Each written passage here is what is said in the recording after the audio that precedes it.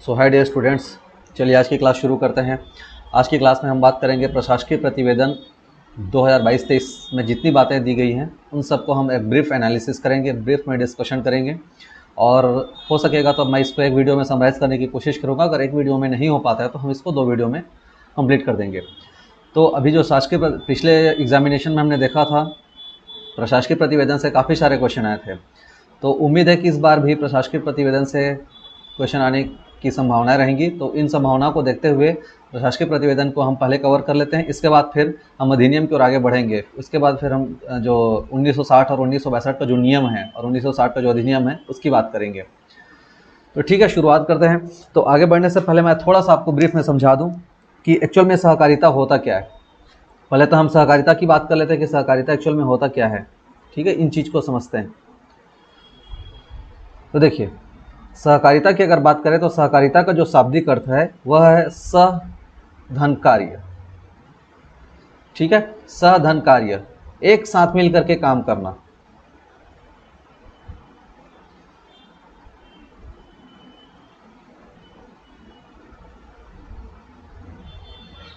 ठीक है, एक साथ मिल करके कार्य करने को ही क्या बोलते हैं, सहकारिता कहते हैं। ठीक है, इसका एक और शब्द हम एक शाब्दिक अर्थ तो सहधनकारी हो जाएगा, बट इसका एक मीनिंग और सामने आता है। सहकारिता में किस चीज़ का होना जरूरी है, तो सहभागिता होना जरूरी है।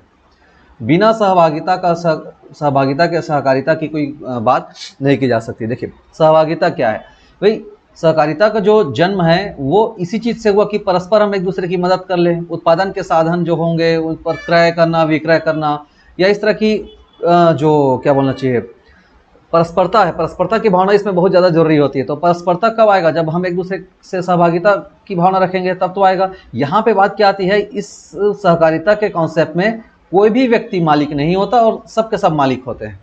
ठीक है, क्यों? क्योंकि ये जो सहभागिता की जो अवधारणा है, ये जो सहकारिता की जो भावना है, यह जब सहकारिता की बात आती तो यह एक स्वशासी समिति बनती है। ठीक है, एक स्वशासी समिति है, मतलब यहाँ पे यही मालिक है, यही नौकर है, जो करना है इन्हीं को करना है। तो क्या होता है, एक स्वशासी समिति होती है, सबको ही मालिक है। बात करते हैं कि इसके विकास की, कि आखिर में सहकारिता आया कहाँ से या कहाँ से इसका सृजन हुआ। तो देखिए, भारत में कब आया इसकी बात तो हम करेंगे। भारत की बात करने से पहले हम थोड़ा सा विदेश की बात कर लेते हैं कि विदेशों में कैसे आया। क्योंकि जैसे जैसे हमने देखा, अगर हम डेवलपमेंट की बात करें या हम क्या करना चाहिए, सभ्यता की बात करें, तो सभ्यता का जो शुरुआत है वो फॉरेन कंट्री में पहले हुई है। वो पहले कल्चरल हुए हैं, फिर हम उनके देखा देखी या हमने उनसे सीखा। जैसे विदेश के इंग्लैंड के लोग भारत में आए तो हमने थोड़ा सा उनसे कुछ सीखा, हमने उनको कुछ सिखाया। तो ये जो कल्चरल चीज़ें हैं वो एक दूसरे के देखा देखी में आदमी सीखता है। तो जो शुरुआत हुई थी, कहना चाहिए, वो हुई थी औद्योगिक क्रांति के पश्चात। औद्योगिक क्रांति के पश्चात जैसे ही औद्योगिक क्रांति हुई, औद्योगिक क्रांति के पश्चात लोगों में एक प्रकार की एक, भारत देश में तो उसका कोई खासा प्रभाव नहीं पड़ा, लेकिन विदेशों में फ्रांस की बात करें, इंग्लैंड की बात करें, तो वहाँ पे औद्योगिक क्रांति का अच्छा खासा प्रभाव पड़ा।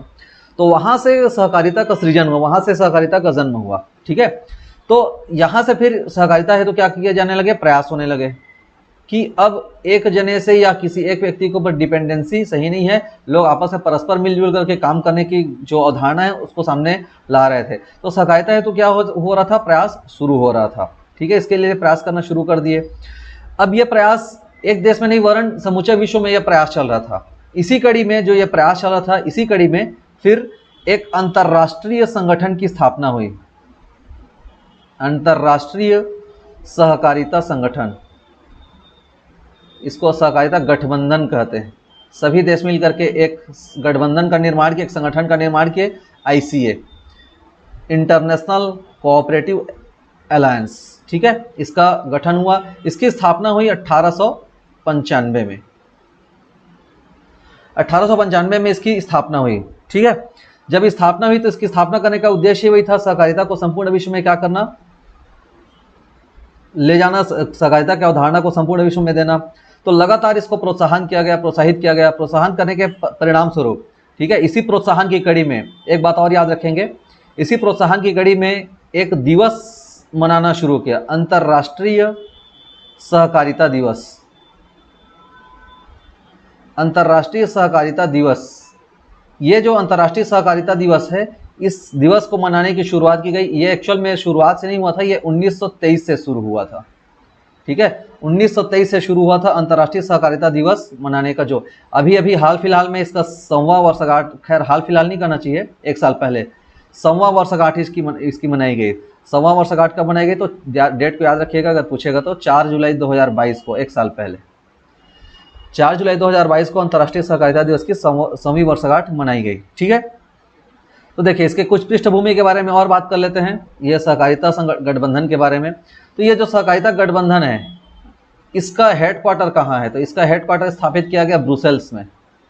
ब्रुसेल्स शहर का नाम है, जो कि एक बेल्जियम का शहर है।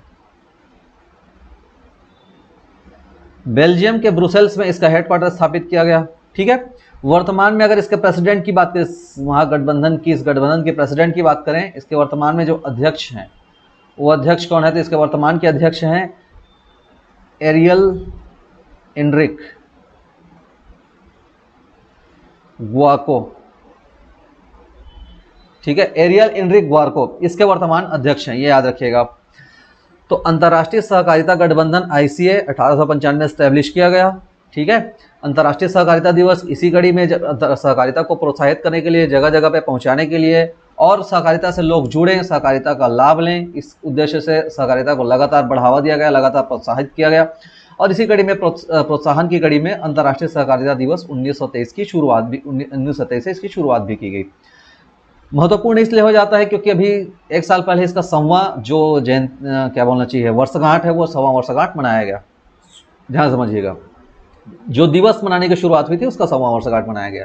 ठीक है, तो यहाँ पे एक क्वेश्चन और महत्वपूर्ण हो जाता है, 100वां वर्षगांठ अगर हम इसकी बात करें तो थीम की अगर बात करते हैं तो थीम हालांकि वैसा कोई जरूरी नहीं है, क्योंकि 1 साल पुरानी बात है, अगर करंट की बात होती तो थोड़ा सा उसके ऊपर जोर देते हैं। तो कुछ बातें इसमें और है, बट उसको छोड़ते हैं। ठीक है, इसको पढ़ने की कोई ज़रूरत नहीं है, इतनी बातें आपके लिए पर्याप्त है। तो ये हमारा थोड़ा सा ऐतिहासिक पृष्ठभूमि कहना चाहिए, वो भी इंटरनेशनल लेवल पर। इंटरनेशनल लेवल पर सहकारिता के लिए क्या क्या प्रयास किए गए, सहकारिता के लिए क्या क्या कार्य हुआ, ये तो बात हो गई इंटरनेशनल लेवल की। अब थोड़ा सा बात करते हैं भारत में इसके लिए क्या क्या प्रयास हुए। ठीक है, भारत देश के परिप्रेक्ष्य में या इंडिया के रिस्पेक्ट में हम समझते हैं। ठीक है, इंडिया के रिस्पेक्ट में इसकी क्या भूमिका है। तो जैसा कि आपको पता होगा कि अंग्रेज उस समय, जिस समय की हम बात कर रहे हैं, उस समय अंग्रेजी शासन था। ठीक है, अंग्रेजी शासन का दौर चल रहा था भारत देश में। अंग्रेजी शासन के दौर में जिस प्रकार से अंग्रेजी शासन की बुराइयां या अंग्रेजी शासन के तमाम अलग अलग शोषणकारी नीतियां भारतीयों के लिए घातक साबित हो रही थी, उसी कड़ी में एक ऐसा पहलू भी था जिस पहलू के ऊपर यहाँ पे विचार करना अच्छा खासा जरूरी हो जाता है। साहूकारी जो सिस्टम था, साहूकारी जो पद्धति थी, होता क्या था, उस समय नहरों की सुविधा नहीं थी, सिंचाई के साधन नहीं थे, और इतना ज़्यादा इंडस्ट्रियल चीज़ों का या औद्योगिक क्षेत्रों का बढ़ावा हुआ नहीं था। इतने सारे औद्योगिक चीज़ें, औद्योगिक जो इकाइयाँ आज के डेट में स्टैब्लिश है, वो सब औद्योगिक इकाइयाँ उस समय नहीं थी। परिणाम स्वरूप समूची अर्थव्यवस्था हमारी कृषि के इर्द गिर्द ही घुमा करती थी। अब सवाल पैदा होता है, कृषि कार्य के लिए बारिश का होना जरूरी है। तो कभी कभी स्थिति ये निर्मित हो जाती थी कि सूखा पड़ जाता है, कभी बाढ़ आ जाती, तो बाढ़ के कारण भी फसल नुकसान हो जाते, तो कुछ भी नहीं मिलता था। सूखा आता था तो सूखा के कारण कुछ भी नहीं मिल पाता था।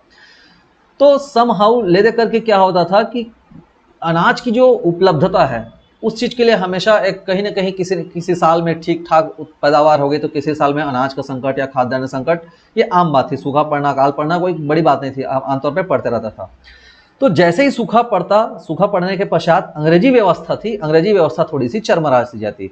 अब अंग्रेजी व्यवस्था सूखा पड़ने पर क्यों चरमराती, सूखा से इनका क्या लेना देना है। तो जैसे ही सूखा या अकाल पड़ता था, इन लोग टैक्स की वसूली नहीं कर पाते थे, क्योंकि भाई किसान के पास कुछ रहेगा ही नहीं, तो वो देगा क्या या उगाएगा क्या। तो जब कुछ उगेगा ही नहीं, कुछ कर चुकाने के लिए कुछ रहेगा ही नहीं, तो फिर वो कहाँ से टैक्स देगा। अच्छा, ये लोग अपने टैक्स वसूली के लिए जाने जाते थे, तो ये टैक्स की वसूली प्रॉपर नहीं हो पाती थी। तो टैक्स की वसूली नहीं हो पाती थी, तो फिर यहाँ से जो फ्लो था, कहना चाहिए धन का जो फ्लो था, यहाँ से लेकर के जो ब्रिटेन में जाकर के देना होता था, वो सारा जो फ्लुएंसी थी, वो फ्लुएंसी रुक जाती थी। एट द एंड क्या हुआ, इन तमाम व्यवस्था के चलते जो अकाल की स्थिति बढ़ी, तो अकाल की स्थिति बढ़ने के पश्चात इस समय ये जो अकाल की हम बात कर रहे हैं, ये लगभग 19वीं सदी के अंत की बात है। 19वीं सदी के अंत में एक भीषण अकाल पड़ा था। इस भीषण अकाल ने पूरी व्यवस्था को एकदम झकझोर करके रख दिया था। ठीक है, तो अब इस व्यवस्था से अंग्रेजों ने सबक लिया और सबक लेने के पश्चात अपनी टैक्सेशन व्यवस्था को बरकरार रखने के लिए उन्होंने क्या किया, एक कमेटी गठित की। ठीक है, जो स्थितियां उस समय तत्कालीन परिस्थिति में थी, उस कंडीशन में क्या किया इन्होंने, एक कमेटी गठित की। इस कमेटी का नाम था एडवर्ड लॉ कमेटी। ठीक है, ये अंग्रेज थे एक एडवर्ड लॉ। ठीक है, एडवर्ड लॉ की अध्यक्षता में एक कमेटी गठित हुई। इस कमेटी का गठन हुआ था 1901 में, ध्यान रखिएगा। ठीक है, 1901 में एडवर्ड लॉ कमेटी का गठन हुआ। इस कमेटी ने क्या किया, अपनी सिफारिश दी। इस कमेटी ने उस तमाम पहलुओं पर विचार विमर्श किया, सबका कंप्लीटली समीक्षा करने के पश्चात फिर क्या हुआ, इस कमेटी ने अपना सुझाव दिया, अपना रिपोर्ट सौंप दिया। अब उस समय के जो मौजूदा हालात थे, उस समय के मौजूदा हालात ये थे कि केंद्र की जो व्यवस्था थी, उस समय प्रांतों को स्वायत्तता नहीं दी गई थी। मतलब संपूर्ण शक्ति का जो केंद्र था वो प्रांत नहीं हुआ करते थे, केंद्र में ही संपूर्ण शक्ति हुआ करती थी। आजकल हमारे यहाँ तो भाई दो टाइप की व्यवस्था है ना। जैसे हमारे भारतीय संविधान का निर्माण हुआ, तो निर्माण होने के पश्चात क्या हुआ, हमारे यहाँ 3 प्रकार की सूची बना दी गई, एक समवर्ती सूची बना दी गई, राज्य सूची बना दी गई और केंद्रीय सूची बना दी गई। प्लस लगातार इस बात की मांग की गई कि सत्ता का भी केंद्रीकरण होना चाहिए। अगर सत्ता का केंद्रीकरण होता है, इससे सेंट्रलाइजेशन नहीं रहना चाहिए, इससे निरंकुशता आती है और तमाम तरह की व्याख्याएं की गई। तो विकेंद्रीकरण के उद्देश्य से क्या किया गया, लगातार मांग भी उठ रही थी। ठीक है, तो इस कमेटी ने जब रिपोर्ट सौंपने के पश्चात केंद्र में उस समय जो तत्कालीन वायसराय थे, ठीक है, केंद्र में जो उस समय तत्कालीन वायसराय थे वो थे लॉर्ड कर्जन। याद आ रहा होगा लॉर्ड कर्जन का नाम। बंगाल विभाजन, कर्जन काटा बताता हूँ। ठीक है, काटने वाला, बंगाल को अलग करने वाला, बंगाल के विभाजन के थे, बंग भंग के लिए जिम्मेदार जो व्यक्ति था वो यही था, लॉर्ड कर्जन। तो लॉर्ड कर्जन के पास पूरी शक्तियां थी। ठीक है, अब जैसा कि एडवर्ड लॉ कमेटी ने अपना रिपोर्ट सौंपा था, इस रिपोर्ट के आधार पर क्या किया कर्जन ने 1904 में, इस रिपोर्ट के आधार पर 1904 में लॉर्ड कर्जन ने क्या किया, भारत में पहली बार प्रथम सोसाइटी, ठीक है, प्रथम सहकारी। देखिए प्रेरणा कहाँ से मिल रही है, कहीं ना कहीं विदेशों से प्रेरणा मिल रही है इनको। ये जो कॉन्सेप्ट है सहकारिता का, जो कॉन्सेप्ट है वो कहीं ना कहीं विदेशों से आया, लेकिन ये भी तो विदेशी ही थे। तो प्रथम सहकारी सोसाइटी जो थी उसकी सोसाइटी, प्रथम सहकारी सोसाइटी शाख अधिनियम, ध्यान रखिएगा ना इस शब्द को, प्रथम सोसाइटी शाख अधिनियम। ठीक है, ये अधिनियम लाया गया, ध्यान रखिएगा प्रथम था। लेकिन मैंने देखा था कुछ PYQs जब मैं निकाल रहा था तो एक एग्जाम हुआ था नाबार्ड का, तो नाबार्ड के एग्जाम में एक क्वेश्चन आया था जहां पे उत्तर लिया था 1912 को। तो वहां पे एक बातें थोड़ी सी अलग थी, यहाँ पे इसीलिए मैं हाईलाइट करा रहा था कि यहाँ पे जो साख नाम की चीज है ना, वो साख मतलब होता है ऋण या ऋण देना, या जो क्या बोलना चाहिए, लोन वगैरह का जो कॉन्सेप्ट होता है वो साख कहलाता है। तो एक क्वेश्चन यहाँ पे आया था नाबार्ड के एग्जामिनेशन में, नाबार्ड का जो रिक्रूटमेंट हुआ था उसमें, कि भारत में सहकारिता अधिनियम कब से आया, यह क्वेश्चन था। भारत में सहकारिता अधिनियम कब आया, तो इसका आंसर लिया गया था 1912। तो ध्यान रखिएगा ना, अगर यहाँ पे आपको सहकारिता अधिनियम पूछता है, साख शब्द मेंशन नहीं करता है, सो बी केयरफुल कि हम यहाँ पे हो सकता है कि 1912 को आंसर ले, हालांकि उसमें ऑप्शन 1904 भी दिया था, बट आंसर लिया है 1912। ध्यान रखिएगा इस बात का। ठीक है, चलो तो अब देखते हैं। अब जैसे कि ये जो दौर था ये चल रहा था, ये सहकारी सोसाइटी साख अधिनियम अंग्रेजों ने ला दिया भारत देश में, क्योंकि यहाँ पे भी सहकारिता से लोगों को जोड़ना था, सहकारिता शब्द से परिचित कराना था और परस्पर जो सहभागिता की भावना है वो विकसित करना था। क्योंकि दोनों बातें थी, अंग्रेज कभी अच्छा काम भी करते थे, कभी बुरा काम भी करते थे। केवल एक पहलू को अगर हम बोले तो गलत होगा। ठीक है, दोनों बातें, कुछ बहुत अच्छा काम भी किया इन्होंने, कई सारी भारत की कुरीतियां जो थी, कई सारे ऐसी बुराइयां थी, उनको नष्ट किया, उनको खत्म किया, समाप्त किया, उन्मूलन किया और शोषण भी किया। तो दोनों बातें हैं। ठीक है, बहरहाल हम इसकी बात करते हैं। अब यहाँ पे जो दौर था वो दौर शुरू हो चुका था विकेंद्रीकरण का। लगातार भारत देश में अब जो मांग थी, ठीक है, अब ये शुरुआत कहाँ से हुई, तो भाई इसके पीछे थोड़ा सा मैं ऐतिहासिक पृष्ठभूमि को यहाँ पे और चर्चा करूंगा कि आयरलैंड में जैसे होम रूल आंदोलन शुरू हुआ, तो आयरलैंड में अंग्रेजों ने, भाई इंग्लैंड का ही एक हिस्सा था, तो वहाँ पे उन्होंने स्वशासन की मांग जो उनकी थी, होम रूल की जो मांग थी, उसको उन्होंने दे दिया। यह देख करके फिर एनी बेसेंट जब भारत आई, तो भारत आने के पश्चात यहाँ के लोगों को उन्होंने जागृत किया, तो बाल गंगाधर तिलक भी इससे अच्छे खासे प्रभावित थे। बाल गंगाधर तिलक ने होम रूल आंदोलन छेड़ दिया। जैसे ही होम रूल आंदोलन शुरू हुआ, होने के पश्चात लगातार और होम रूल से बौखलाई अंग्रेज की शासन व्यवस्था जो थी, ये लोग क्या किए कि एक तो कहना चाहिए विश्व युद्ध का दौर चल रहा था, प्रथम विश्व युद्ध का दौर चल रहा था, और उसी समय हमारे यहाँ होम रूल आंदोलन भी चल रहा था। तो अंग्रेजों ने कहा कि आप होम रूल लीग आंदोलन को तत्काल समाप्त करें और हम जो हमारी जो युद्ध चल रही है अलग अलग देशों से, उसमें हमारा समर्थन करें। तो हमारे भारतीय राष्ट्रीय कांग्रेस के जो नेता थे, उन लोगों ने लगातार मांग की, और उनके मांग के परिणाम स्वरूप अब देखिए वहीं से शुरू हो रही ना ये स्वशासन की मांग। तब जाकर के हमें 1949 में, फिर 1950 में, 1950 में हमारा गणतंत्र बनेगा, 1947 में भारत देश आज़ाद होगा। तो एक संगठित और एक अच्छा व्यवस्थित आंदोलन अगर हम कहें तो वो होम रूल था, ठीक है। और क्योंकि तब से उससे पहले तो भारतीय जनता को ये भी नहीं पता था कि वो गुलाम है, उनको तो इस बात का एहसास भी नहीं था। इसी बात का एहसास दिलाने के लिए अलग राष्ट्रीय चेतना से जोड़ने के लिए, राष्ट्रीय आंदोलन से जोड़ने के लिए लगातार कई सारे प्रयास किए गए, कांग्रेस की स्थापना की गई, वो तमाम बातें हैं, उनके पीछे मैं नहीं जाऊंगा। तो विकेंद्रीकरण की बात शुरू हो चुकी थी, विश्व युद्ध का बातें मैंने आपको बताई, होम रूल ये सब चल ही रहा था। इन सब कारणों के पश्चात एक लगातार जो हमारी मांग थी 1919 का, ठीक है, 1919 का क्या आया, एक्ट आया। और 1919 के एक्ट में अब यहाँ पे सारी शक्तियां केंद्र में ना होकर के अब प्रांतों को कुछ शक्तियां दे दी गई, ठीक है। प्रांतों को कुछ अधिकार दिए गए कि अब बोले कि भाई प्रांत भी इससे अछूते नहीं रहेंगे, प्रांतों को भी कुछ शक्तियां दी गई, ठीक है।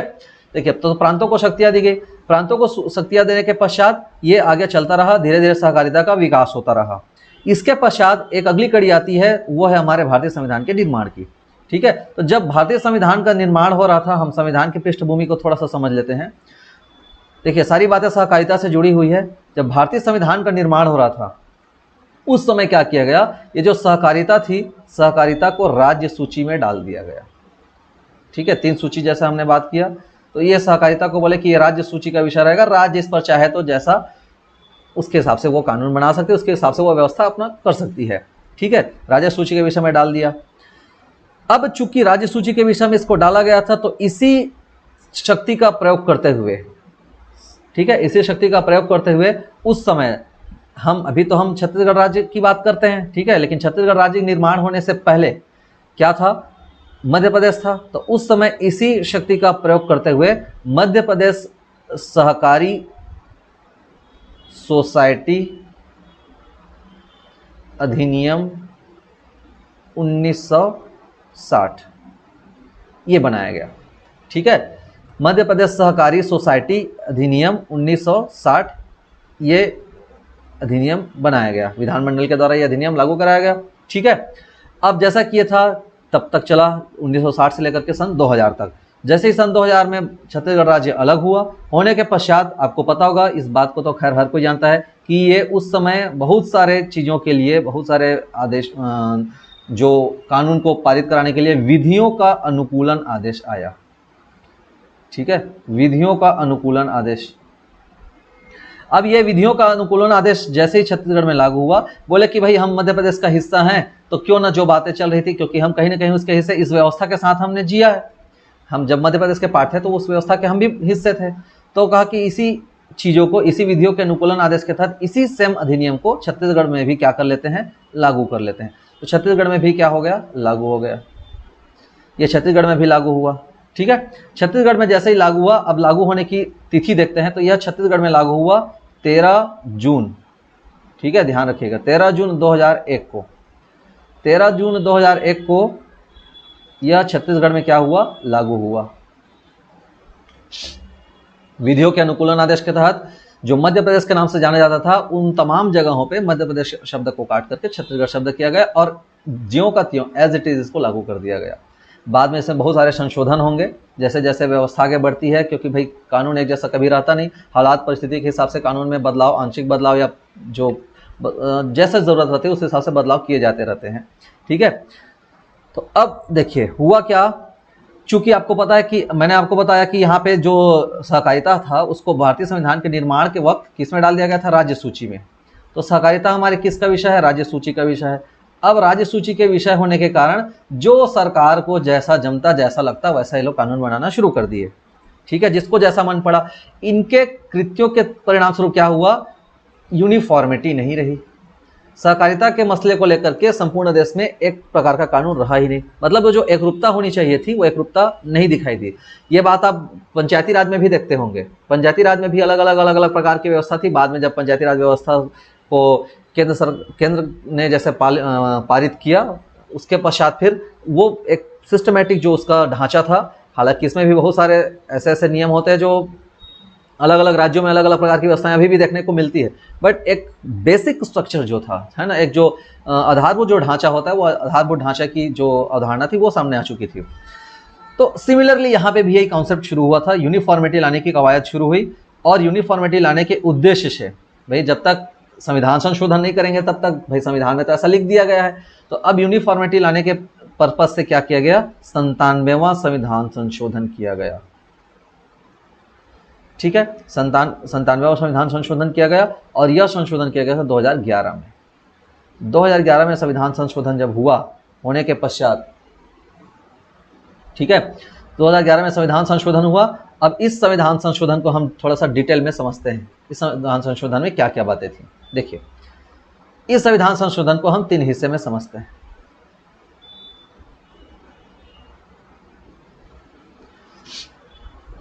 सबसे पहले जो हमारे फंडामेंटल राइट्स है, भाग 3 की बात करते हैं। सबसे पहला इसका असर देखने को मिला भाग 3 में। इस संविधान संशोधन से क्या प्रभाव पड़ा, हम उसकी बात कर रहे हैं।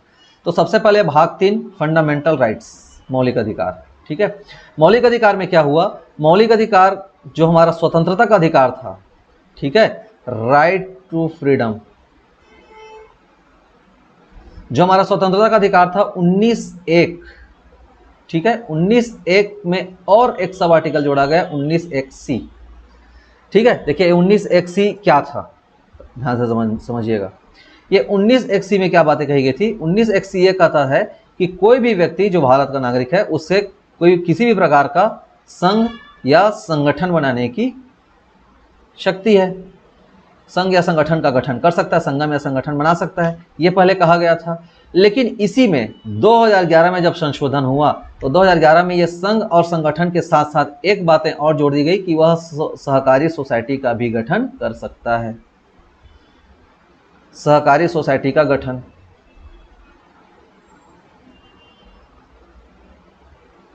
ठीक, सहकारी सोसाइटी गठन। अब ये सहकारी सोसाइटी का गठन करना भारत देश के नागरिकों का क्या हो गया, फंडामेंटल राइट्स हो गया, मूल अधिकार हो गया।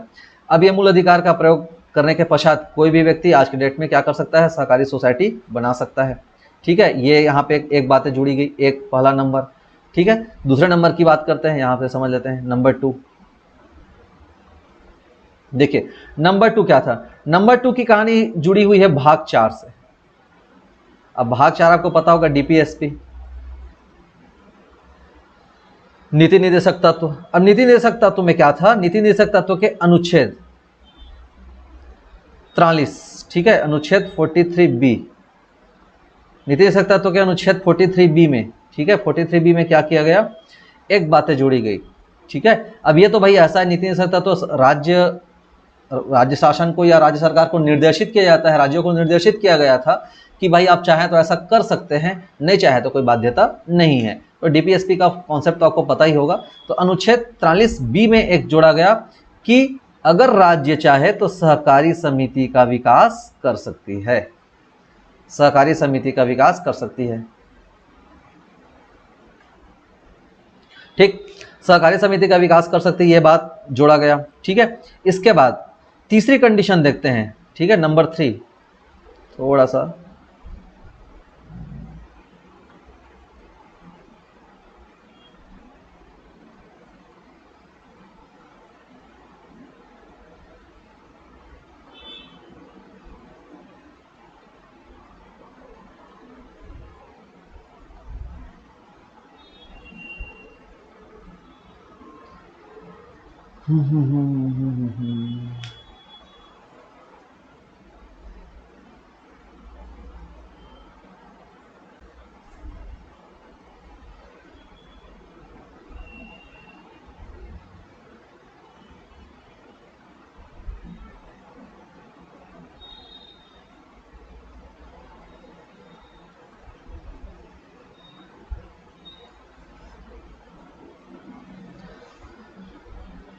ठीक है, तो देखते हैं तीसरी कंडीशन क्या थी, तीसरी स्थिति क्या थी। तो ये तीसरा संशोधन से तीसरा प्रभाव क्या पड़ा। तो तीसरा प्रभाव पड़ा भाग 9 में। ठीक, अब भाग 9 को समझते, 3 पार्ट में इसको भी समझते। भाग 9 में क्या क्या प्रभाव पड़ा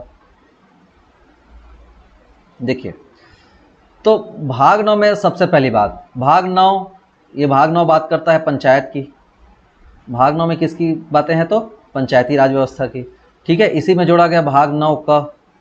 भाग 9 का में है नगर निगम, नगर पंचायत की बात होती है, नगर निगम की बात होती है, नगरीय व्यवस्था। ठीक है, और यहाँ पे एक जोड़ा गया भाग 9 ख, ध्यान रखिएगा, भाग 9 ख, ये आपके लिए महत्वपूर्ण हो जाता है, भाग 9 ख। तो भाग 9 ख में क्या था, यहाँ पे जोड़ा गया सहकारी समिति को। देखिए व्यवस्था, देखिए कितना सिस्टमेटिक चल रहा है।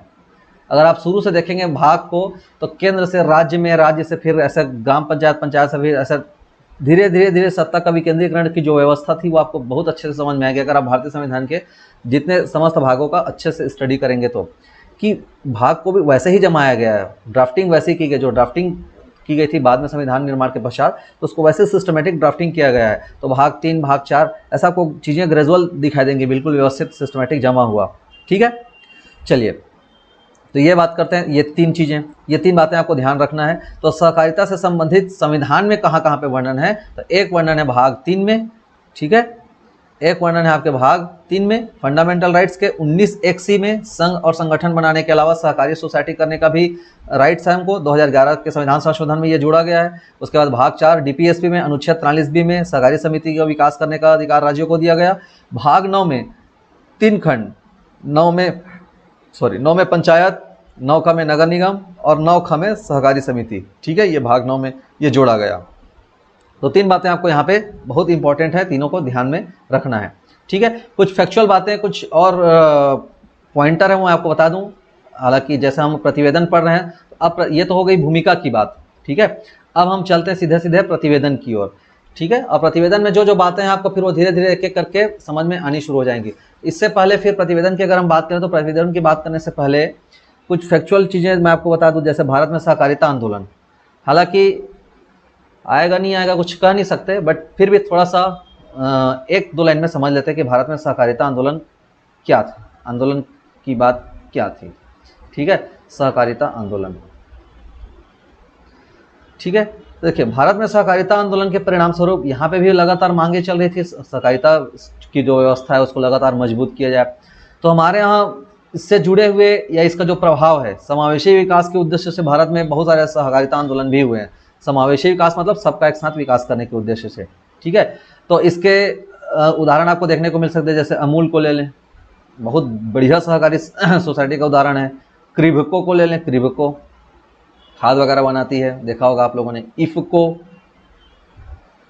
क्रिब्को, इफको, नाफेड, ये सब हमारे यहाँ अच्छे अच्छे एक बड़े लेवल के सहकारी समिति का उदाहरण आपको यहाँ पे देखने को मिलेगा। ठीक है, चलिए तो अब शुरुआत करते हैं। ये इतनी भूमिका के पश्चात हम बात करते हैं सीधा सीधा अब हमारे प्रशासकीय प्रतिवेदन की। तो अब हम समझते हैं सोसाइटी पंजीयन की कहानी।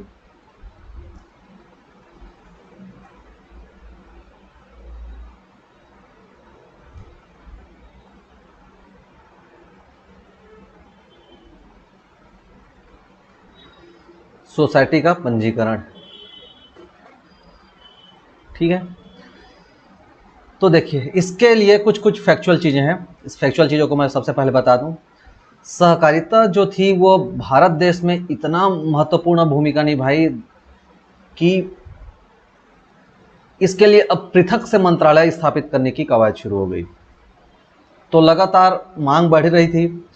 तो तत्कालीन जो एनडीए सरकार है उन्होंने जुलाई में, ये फैक्ट है, जुलाई 2021 में एक पृथक मंत्रालय की स्थापना कर दी। कौन सा? सहकारिता मंत्रालय।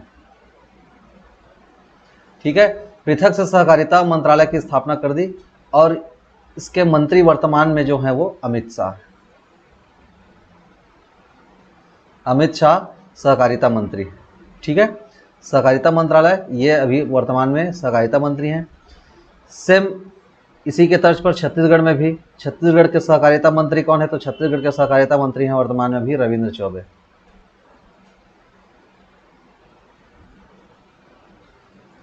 ध्यान रखेंगे इस बात का।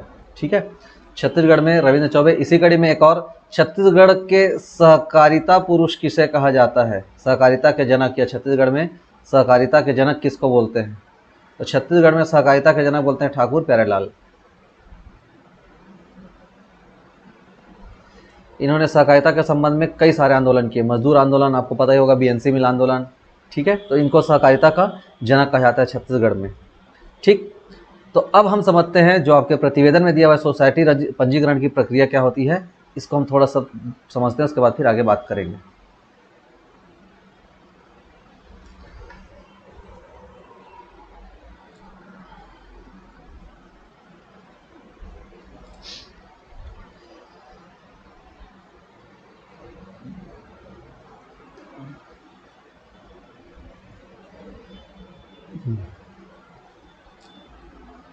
देखिए, तो छत्तीसगढ़ में सबसे पहली बात है, सोसाइटी का पंजीयन किस नियम के तहत होता है? कौन से नियम के तहत अगर हम बात करेंगे नियम की, किस नियम के तहत होता है? तो नियम याद रखिएगा जो हमने बताया कि विधियों का अनुकूलन आदेश के पश्चात छत्तीसगढ़ सहकारी सोसाइटी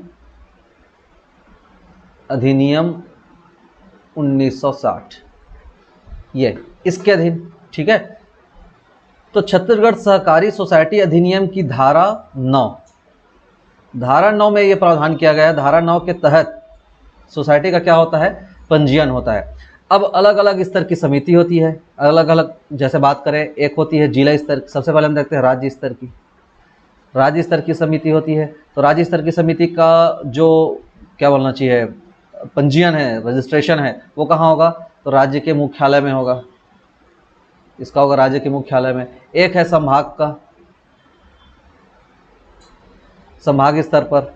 संभाग स्तर पर अगर पंजीयन कराना है तो संभाग स्तर पर पंजीयन कहाँ होगा? तो ये होगा संभागी कार्यालय पे, ये संभागी हेडक्वार्टर पे।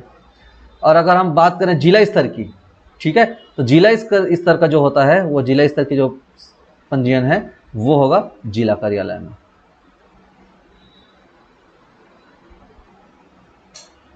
जिला कार्यालय में इसका पंजीयन कराया जाएगा। धारा 9 के तहत पंजीयन का नियम है, ध्यान रखिएगा ना, ये धारा एक महत्वपूर्ण हो जाता है। हालांकि इसमें बहुत सारी धाराएं हैं, उन धारा के बारे में जब हम अधिनियम पढ़ेंगे तब हम उसके बारे में डिटेल में चर्चा करेंगे, आपको मैं फुल डिटेल में समझाऊंगा।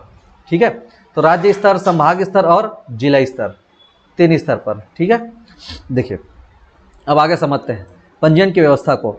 अब पंजीयन कैसे होगा, कौन होगा, क्या करेंगे, कैसे करेंगे? तो पहले इसके संदर्भ में पुराने जब अधिनियम संशोधित नहीं हुआ था तो अलग प्रावधान था। ठीक है, अभी के वर्तमान के प्रावधान को समझते हैं कि पंजीयन कैसे होगा। अगर किसी व्यक्ति को सोसाइटी का गठन करना है, समिति का गठन करना है, तो सोसाइटी का गठन करने के लिए कितने व्यक्ति चाहिए? तो कम से कम मिनिमम 10 व्यक्ति होने आवश्यक। मिनिमम 10 व्यक्ति। अधिकतम की कोई सीमा नहीं है, अधिकतम के बारे में कुछ कहा नहीं जा सकता। अधिकतम कितना होगा ये इसके बारे में यहाँ पे कुछ बताया नहीं गया है, लेकिन कम से कम 10 व्यक्ति होने चाहिए। पहले संशोधन के पहले इसकी संख्या जो थी वो 20 थी, पहले ना, ये संशोधन के पूर्व की बात है। पूर्व में कम से कम 20 व्यक्ति होने चाहिए ऐसा था, लेकिन वर्तमान में इसमें कम से कम 10 व्यक्ति होने चाहिए। ठीक है, 10 व्यक्ति होनी चाहिए। ये इसके साथ साथ अगर पंजीयन के लिए आप आवेदन करते हैं, ठीक है, तो जो सोसाइटी का पंजीयन है वो 45 दिन के भीतर किया जाता है। जैसे आपने आवेदन किया तो आवेदन करने के पश्चात 45 दिन के भीतर इसका क्या हो जाना चाहिए, जो रजिस्ट्रेशन है, जो पंजीयन है वो हो जाता है 45 दिन के भीतर में। ये दूसरी बात हो गई। एक तो हो गया कितने लोग चाहिए, तो कम से कम 10, ज़्यादा से ज़्यादा की कोई लिमिटेशन नहीं, ज़्यादा से ज़्यादा कितने भी लोग आ सकते हैं। लेकिन अगर दिन की बात करें कितने दिन में, तो 45 दिन के भीतर रजिस्ट्रेशन होना चाहिए। इसमें भी पूर्व में अलग बातें थी, अगर आप कहीं देखेंगे तो पहले ये 90 दिन का प्रावधान था, 90 दिन के अंदर का था, लेकिन अब 90 दिन को ख़त्म कर दिया गया है। अब यहाँ पे है सिर्फ 45 दिन के, 45 दिन के भीतर समिति को रजिस्ट्रेशन कर दिया जाना होता है। प्रतिवेदन के हिसाब से देखें तो साल 2022-23 में कितने सहकारी समितियों का पंजीयन किया गया? तो साल 2022-23 में 278 साल 2022-23 में 278 समितियों का पंजीयन किया गया। ठीक है, अलग अलग स्तर पर। ध्यान रखिएगा ना, ये फिगर बहुत इंपॉर्टेंट है। 278 पंजीयन जो समिति है इनका पंजीयन किया गया। ठीक है, अब देखिए भाई, जब पंजीयन होगा, सिस्टम चलेगा, काम करेंगे तो कुछ ना कुछ विवाद भी आएगा, समस्याएं भी पैदा होंगी। तो जब समस्याएं पैदा होंगी तो समस्याओं का निपटारा भी करना पड़ेगा। तो अब समस्याओं का निपटारा करने के लिए इस जो सोसाइटी का या जो सहकारी समिति का जो विवाद है, उन विवादों का निपटारा, इन विवादों को कैसे सुलझाया जाएगा, कैसे इनको सॉर्ट आउट किया जाएगा, तो इनको सॉर्ट आउट करने के लिए क्या किया गया है, अलग अलग प्रकार की व्यवस्थाएं की गई है। ठीक है, जैसे मैंने आपको बताया था पिछली क्लास में, शायद आपने पढ़ा होगा, जब मैं आपको मेरे ख्याल से एंटी मनी लॉन्ड्रिंग वाले में मैंने बताया था। तो एंटी मनी लॉन्ड्रिंग का जो मामला था, वहाँ पे मैंने आपको बताया था कि अधिकरण का गठन किया जाता है, अधिकरण का, और अधिकरण में अगर आप संतुष्ट नहीं होते हैं तो अधिकरण के पश्चात आप हाई कोर्ट में अपील कर सकते हैं। हाई कोर्ट से अगर आप संतुष्ट नहीं होते तो आप सुप्रीम कोर्ट का भी दरवाजा खटखटा सकते हैं। ये आपके पास एक चैनल था। तो अधिकरण सेम यहाँ पे भी कॉन्सेप्ट बनाया गया है। तो जो अगर किसी प्रकार का कोई विवाद पैदा होता है, तो विवाद होने की स्थिति में क्या किया जाएगा, विवाद होने की स्थिति में विवाद के निपटारा करने के लिए अधिकरण का गठन किया गया। ठीक है, अधिकरण का गठन किया गया, और यह अधिकरण का गठन किया गया था 27 मई 2014। यह भी महत्वपूर्ण हो जाता है। 27 मई 2014 को अधिकरण का गठन किया गया। कौन गठन किया अधिकरण का, तो अधिकरण का गठन करने का, जैसे आपको पता है कि राज्य सरकार को सारी शक्तियां प्राप्त है, तो राज्य शासन, राज्य सरकार के द्वारा अधिकरण का गठन किया जाता है। ट्रिब्यूनल का राज्य सरकार गठन करती है। किसके द्वारा गठन किया जाता है, तो राज्य सरकार के द्वारा, याद रखिएगा, ये अधिकरण का गठन करती है राज्य सरकार। ठीक है, तो राज्य सहकारी अधिकरण का गठन किया गया। अब सवाल पैदा होता है कि ये अधिकरण कहाँ बनाया गया, तो इस अधिकरण का गठन किया गया बिलासपुर में। ये अधिकरण बनाया गया है बिलासपुर में। ठीक है, बिलासपुर में इसका गठन किया गया है। अब जब बिलासपुर में इसका गठन कर दिया गया, तो इतने बड़े भूभाग में, इतने बड़े छत्तीसगढ़ राज्य में न्याय या विवादों का निपटारा करने के लिए लगातार समस्याएं बढ़ती रही। अब समस्याएं बढ़ती रही, और एक क्षेत्र विशेष में होने के कारण, एक बिलासपुर बस में होने के कारण, बाकी रीजन के जो लोग थे उनको दिक्कतें आने लगी। लगातार ये भी समस्याएं पैदा हुई, मांग उठने लगी।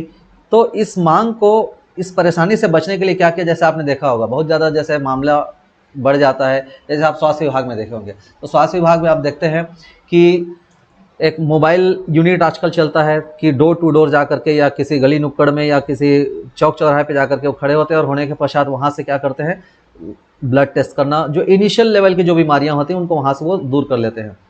तो जो डिस्पेंसरी है, जो क्लिनिक की जो सुविधाएं, जो स्वास्थ्य की सुविधाएं, वो अब लोगों के द्वार तक पहुँच रही हैं। तो यहाँ पे भी चूंकि एक जगह पे अधिकरण का गठन कर दिया गया, तो सबसे पहले आप अपील अधिकरण में ही कर सकते हैं। विवादों का निपटारा करने के लिए सबसे पहले सुनवाई शुरू होगी अधिकरण से। तो अब अधिकरण बिलासपुर में है, मान लीजिए कोई बस्तर का आदमी है, या मान लीजिए कोई सरगुजा का आदमी है, तो उसके लिए बिलासपुर आना, और या सरगुजा के आदमी के लिए बिलासपुर आना, या बस्तर के आदमी के लिए सरगुजा आना, बिलासपुर आना थोड़ा सा दिक्कत भरा था। तो इसके लिए क्या किया गया, एक श्रृंखला कोर्ट कहा जाता है, श्रृंखला कोर्ट, या कैंप भी कहते हैं इसको, कैंप कोर्ट। ठीक है, कैंप कोर्ट कहते हैं। तो कैंप कोर्ट जो है वो रायपुर में स्टैब्लिश किया गया इस समस्या से निपटारा करने के लिए। तो रायपुर शहर में माह के दूसरे और तीसरे सप्ताह, ठीक है, जो भी महीना है उस महीना के सेकंड और थर्ड सप्ताह में यहाँ पे आयोजित किया जाता है। ठीक, तो अब यहाँ पे जो रायपुर में कैंप लगता है, कैंप कोर्ट जिसको बोलते हैं, यहाँ पे कौन कौन से कहाँ के मामले की सुनवाई की जाती है। तो ये जो कैंप कोर्ट लगता है, यहाँ पे एक तो रायपुर संभाग के समस्त मामले, प्लस दुर्ग संभाग के समस्त मामले, प्लस बस्तर संभाग के समस्त मामले। तो इन रीजन की जो मामले अगर आते हैं, तो इनसे संबंधित प्रकरणों को कहाँ देखा जाता है, कहाँ सुनवाई की जाती है, तो इनसे संबंधित प्रकरण को ये रायपुर, यहाँ पे सुनवाई की जाती है। ठीक है, इस अधिकरण ने इस 2022-23 में देखा जाए तो 22-23 में कितने सारे विवादों का निपटारा किया। तो 2022-23 में जो प्राप्त प्रकरण थे, उन प्रकरण की संख्या थी 156। 156 प्रकरणों का निपटारा किया गया। ठीक है, तो ये इतना जो समिति के पंजीयन से संबंधित जो बातें थी वो मैंने आपको समझाया। बाकी जो है नेक्स्ट वीडियो में देखते हैं। So that's it for today. Thank you so much.